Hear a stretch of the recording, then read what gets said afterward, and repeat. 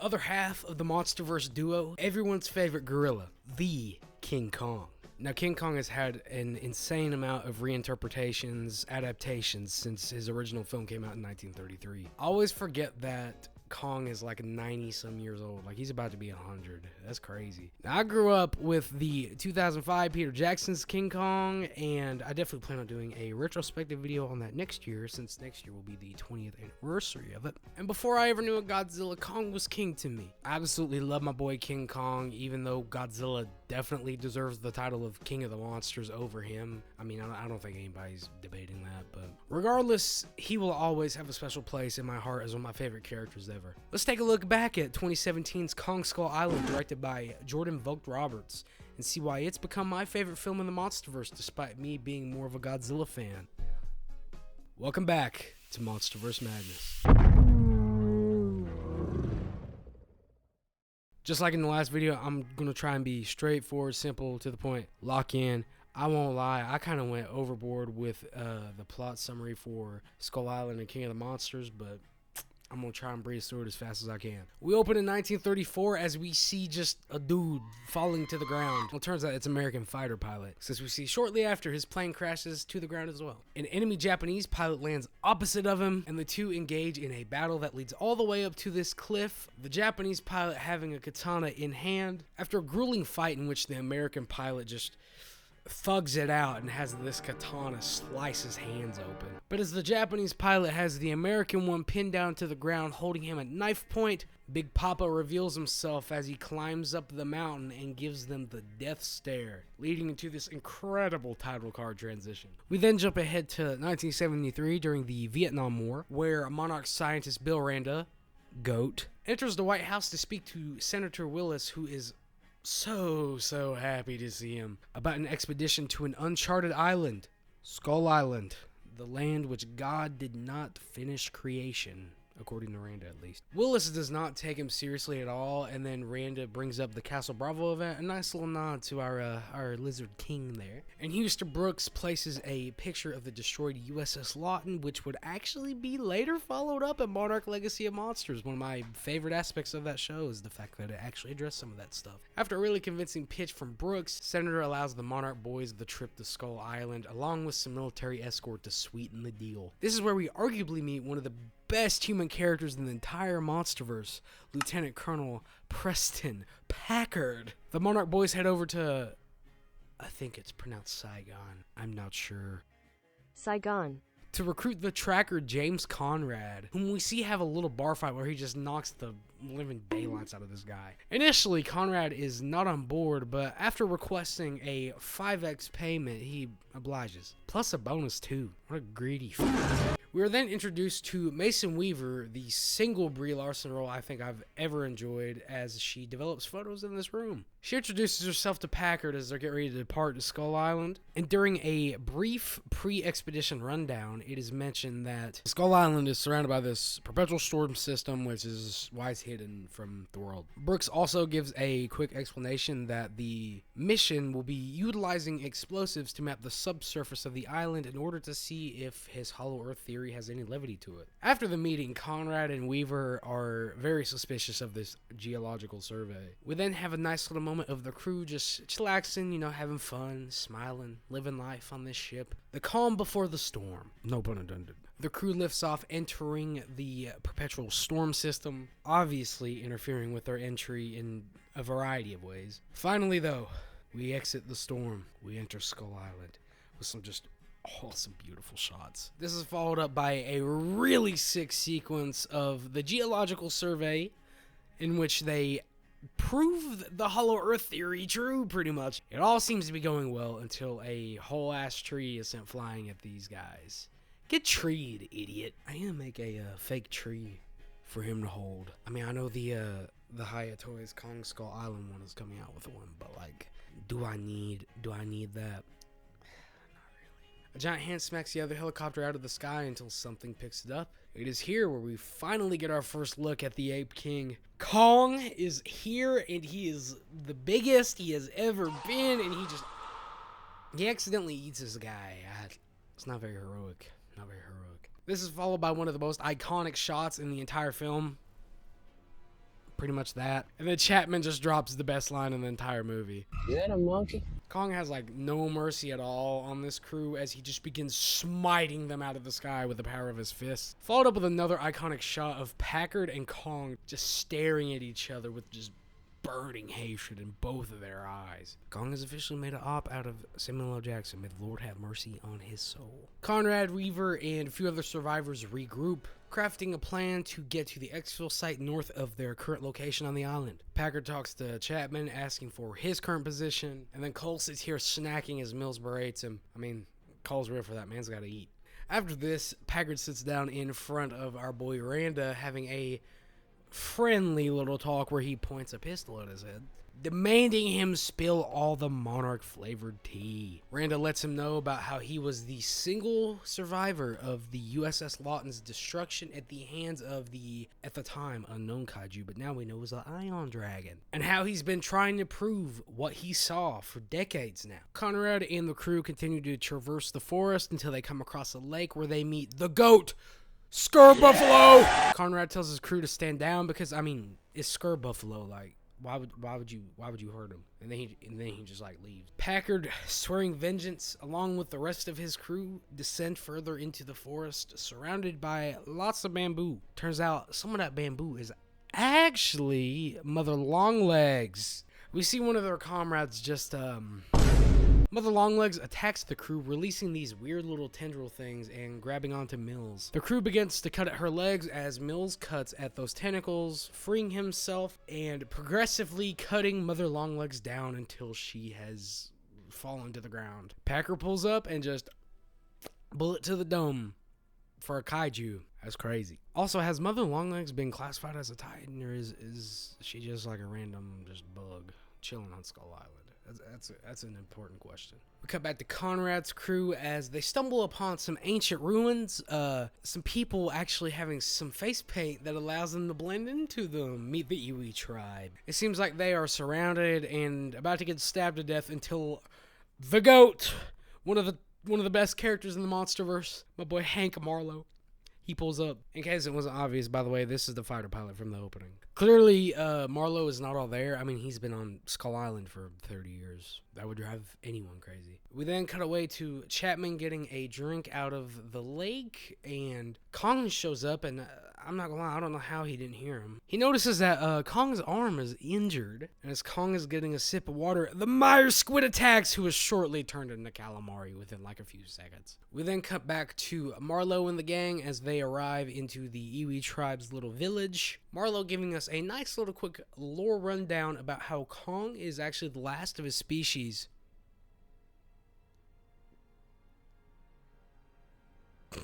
He then proceeds to speak of the Skullcrawler's existence, one of my favorite original kaiju in the entire MonsterVerse here, which is then followed by just an absolutely kick-ass fight scene where Kong takes on these two baby Skullcrawlers. But then Marlowe mentions there's a big one.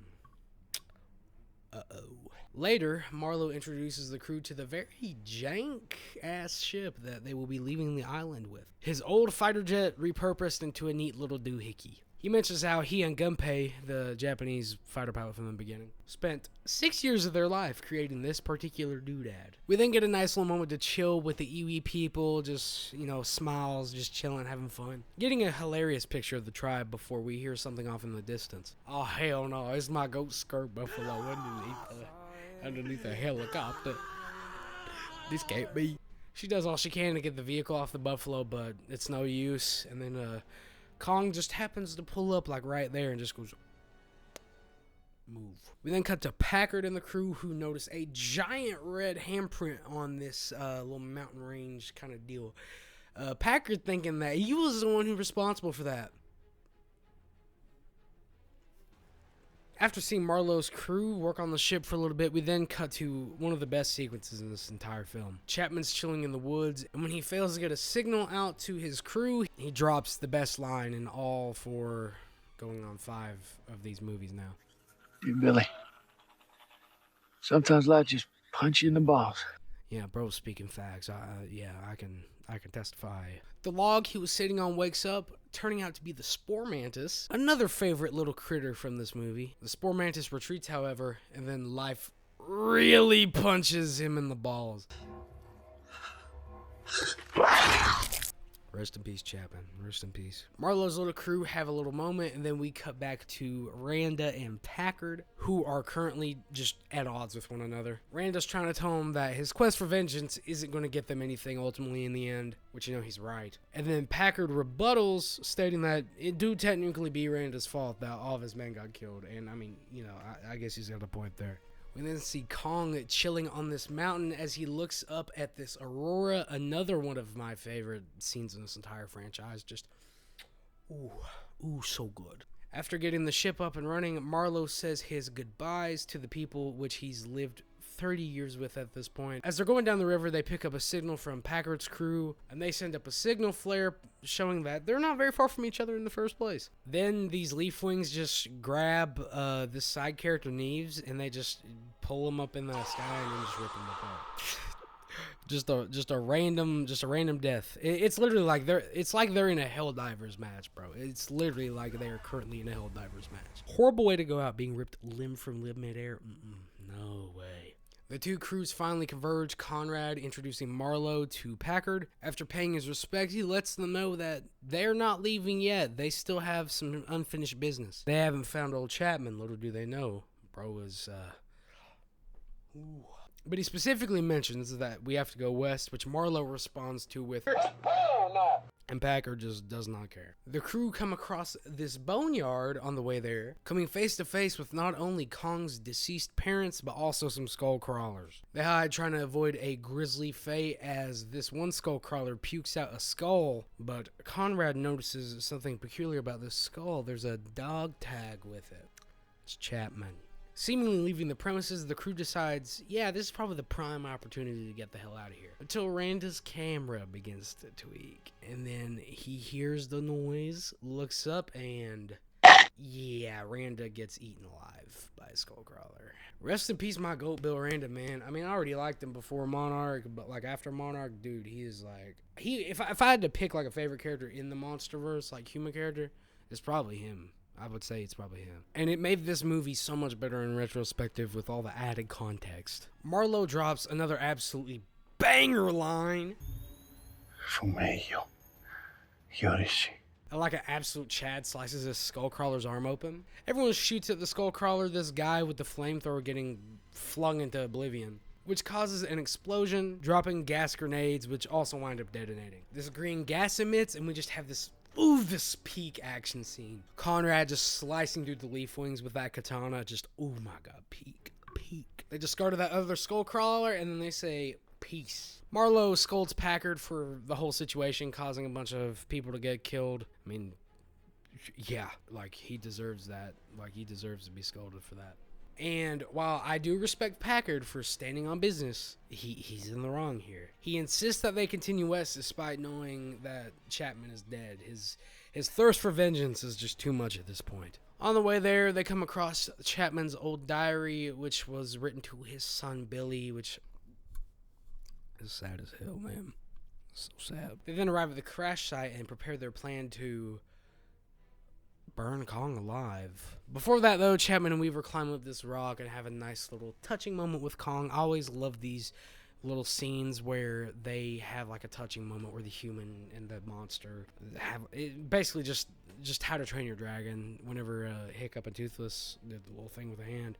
I love it when they do that. They've done it like 2 or 3 times now. Even if it really doesn't make sense, considering these guys are walking radiation. Kong is then distracted by distant explosions heading directly into Packard's trap. The flames just piss him off to no end. He's mad as hell, seeking all the smoke. But then he passes out for a little bit. He go eepy, and he falls right in front of Packard. He and the men arm the charges until Conrad, Weaver, and Marlowe are like, holding that crew at gunpoint and katana point. Packard continues to be hard-headed until my goat, my favorite original kaiju of the entire MonsterVerse, Big Papa Ramarak, the big skull crawler, the Skull Devil, emerges. Absolutely my favorite original kaiju of the MonsterVerse, other than like Behemoth. You know, at least pre-GXK, Oshimo sounds very interesting. I'm very interested in Shimo. And Packard's about to drop an iconic Samuel L. Jackson F-bomb until Kong is just like, smiting him with the power of his fist, just as he always does. Never thought I'd say I'd be happy to see one of Samuel L. Jackson's characters just get destroyed, but here we are. Packard's an asshole. I'm sorry. The surviving crew realizes that they're running out of time to get to the exfil location and retreat, heading towards that location. Reimagining is hot on their ass, thirsty for blood. And sadly, man, Cole sacrifices himself. He pulls out the grenades. He's standing. He's got his arms out, and it's in vain, man. He gets slung against the wall. Reimagining slinging that boy against the wall. They did my boy so dirty. Rest in peace, Cole. Rest in peace. Then the peak begins. Kong finally enters the fray, off rip, hitting his signature jawbreaker move, which, sadly seems to be ineffective.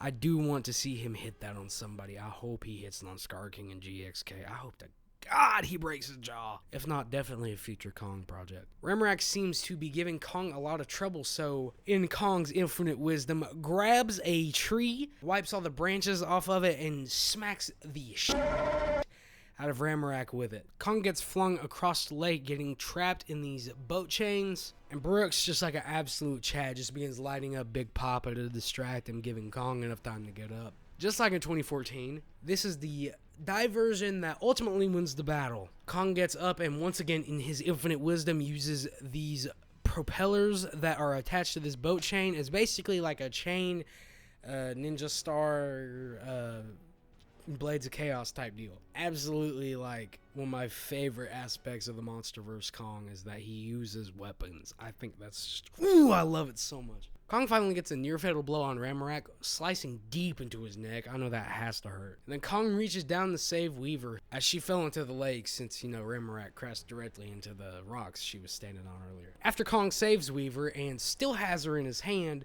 Reimagining basically decides, you know what, I'm gonna eat this girl. Jumps up on Kong and uses the weird little tongue thing he's got and grabs his hand, pulling it into his mouth. This would be where Reimagining up, however, as Kong just grabs the entrails and just pulls them out. Yeah.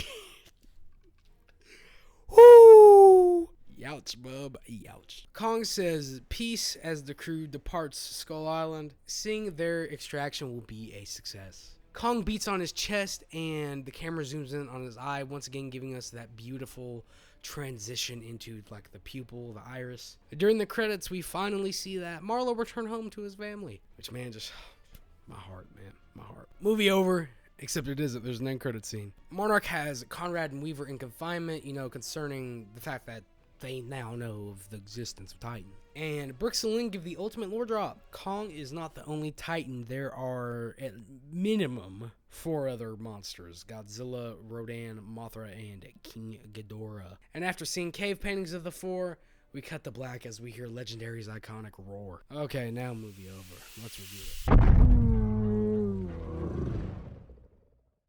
There's really not much that I don't like about this movie. A majority of it is just nitpicky stuff. First off, while the CGI is absolutely god tier in this film, there are a few shots where the blue screen does not look very good, and you can definitely tell that these are actors up against a blue wall. I'm also not the biggest fan of Randa getting killed, but at the same time, John Goodman gave a hell of a performance.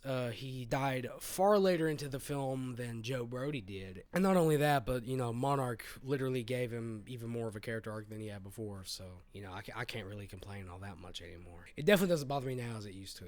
I'm also not the biggest fan of how much of a idiotic asshole that Packard is. I get that he's military and his job is just thug it out and he's supposed to always be right. He's supposed to not take orders from anyone below him. But man, after encountering multiple giant monsters and having your crew being whittled down to a skeleton of its former self, I would take the advice of others in that situation, especially considering one of those others has been on that island and survived for 30 years. A few of the human characters are a little bland. Nowhere near as bland as Legendary's Godzilla movies though. But yeah, I'm not gonna hold you. That's pretty much all my problems with the movie, man. I can't think of anything else I don't like about this movie. I really can't.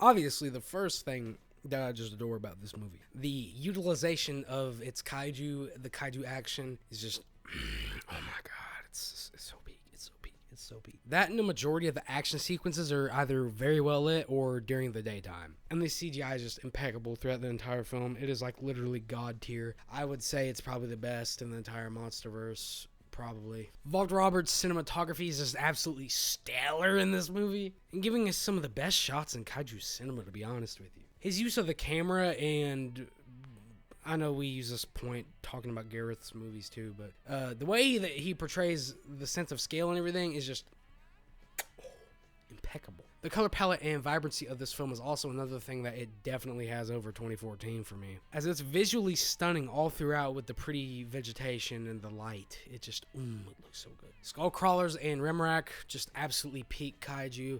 Like I said, pre-GXK, probably my favorite original kaiju in the entire MonsterVerse, like no cap. The Skullcrawler's design is freaky as hell, and I love it. It's just badass. I can't wait to have the Hiya Toys one whenever I eventually buy it. The human cast is absolutely my favorite in the MonsterVerse at this time, I'd say. Almost everyone in the main cast just kills it, and a lot of the side characters do a great job as well. The highlights of the film are absolutely John Goodman as Bill Randa, Samuel L. Jackson as Preston Packard, and John C. Reilly as Marlowe. Just some of the best characters in this entire franchise. The pacing, I think, is also probably the best in the entire MonsterVerse. It doesn't feel too long or too short, doesn't overstay its welcome at all. And the plot is very well executed overall. Obviously, it's not like a god tier like plot or anything, but you know, it does what it needs to do. It is a Kong movie. Like, it's a movie about a giant ape, and it does the job perfectly. Not only the licensed music was fantastic, but I gotta take back what I said in the Godzilla 2014 video. The original score for this movie is actually pretty solid. I definitely like it better than Godzilla 2014's original score. All right, I'm done glazing the movie. Let's rate it. Plugging Kong Skull Island into the official Doug rating system, it gets a 9 out of 10. I've loved this film since it came out, and I absolutely see it as the peak of the MonsterVerse, at least for the time being. There is really not much I have to complain about at all. It's just overall a great, entertaining movie. It does what it needs to do. It gets the job done, and it's such a fun time. This is going to be a hot take. Very hot take. But I think MonsterVerse Kong is probably my favorite interpretation of King Kong ever. He's probably my favorite interpretation. It's definitely a hot take, but they've given Kong so much extra lore, just so much more depth to his character than he ever had before, and he still is able to express that emotion that a lot of the other versions of him get to portray. To me, by the point that we're at in Godzilla Kong the New Empire, it feels like he's less of a giant ape and more of like a giant Neanderthal barbarian kind of primate than anything. Regardless how you feel about this franchise, I think we can all agree that they did a banger job with Kong. I absolutely want to see Jordan Vogt-Roberts return to the MonsterVerse to helm another project in the future. I really hope, if anything, that he gets to direct something that has King Caesar in it, because I really want to see how he does King Caesar. I think he would do a really interesting take on him. And with that, that concludes our second episode of MonsterVerse Madness, leading up to the release of the newest entry, Godzilla Kong the New Empire. Only 2 remain. As always, leave a like if you enjoyed. Let me know what your thoughts on Kong Skull Island were, what you liked, what you didn't like. Let me know how your experience leading up to the film was, if you are old enough to remember, and how, just how you experienced the film the first time, anything like that. I hope to see you all back for the next episode, which we will be discussing probably the most controversial film out of the 4, Godzilla King of the Monsters, baby! Also, real quick, I just want to take a moment to thank you all for 30 subscribers. I know it's not a whole lot in the grand scheme of things, but I also just started this channel, and I was expecting little to no growth at all, to be honest with you. So to see that, we're already at 30 subscribers within like a week or 2 of starting, it made me happy. It made me happy. Thank you all. Follow me on my Instagram and TikTok at spaecii Raids again and at spaecii respectively. They will both be up on screen. Hit the subscribe button. Make sure to click the notification bell. And remember, like I said, notification bell almost never works. So follow me on Instagram as well to be updated with when I'm dropping videos, because I will always be posting whenever I drop a new video. Yeah, that's pretty much it. Like I said, thank you all for watching. I'll see you on the next one. Peace.